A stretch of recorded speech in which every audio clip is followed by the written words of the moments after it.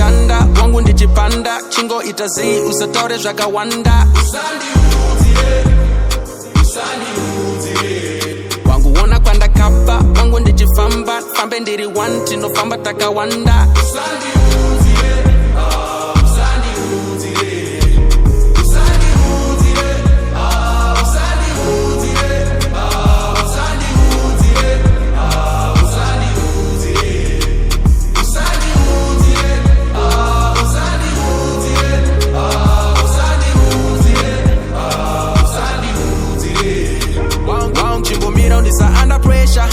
ndine zvakawanda shausandinetsa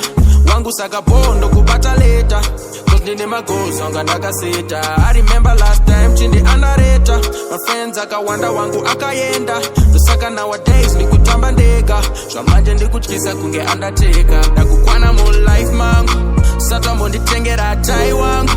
kopa ndaishana ndiri ndega ngwapa ndiri ndega wanga uri pai wangu ndikurola kunge dice wangu fasta kurova matai wangu saka sandiitire favor sandipe lecture ndoterera mai vangu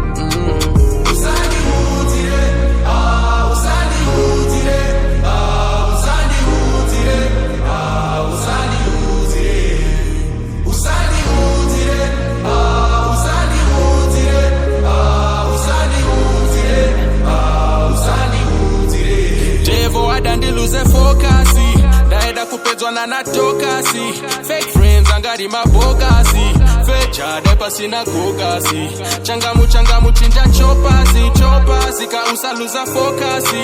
ita prayer paunomuka monasi savengi vadondona ndiripo pasi ona wangu kana kandikanzira nditakukanzira